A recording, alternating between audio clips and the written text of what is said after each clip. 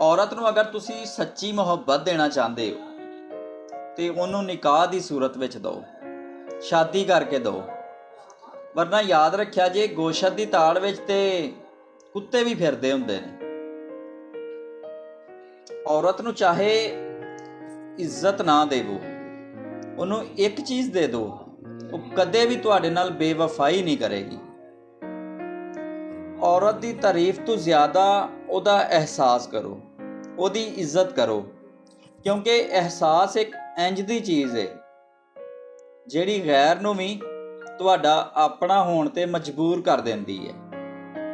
मर्द इंज दी औरत नूं वेखण वास्ते यकीन करो तरसदा रहिंदा है, जिहदे मुहब्बत भरे होंठां दे उत्ते अपना ਨਾਂ सुणदा है।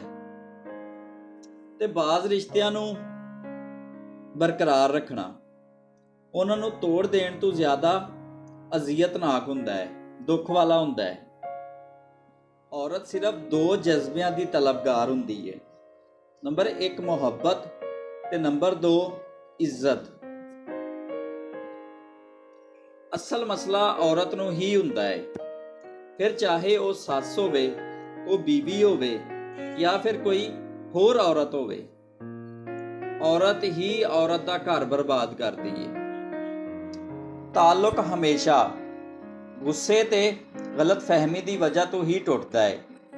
वरना अज तक किन्ने वेख्या है कि कोई सामने वाला तुहानूं अपने गल नाल ला के यह कहे कि साडा अज तो बाद ताल्लुक नहीं रहा। औरत नूं कदे भी कमज़ोर ना समझो, क्योंकि औरत जिन्नी दफ़ा भी टुटदी है अल्लाह ताला उन्होंने पहले तो ज़्यादा मजबूत बना देता है।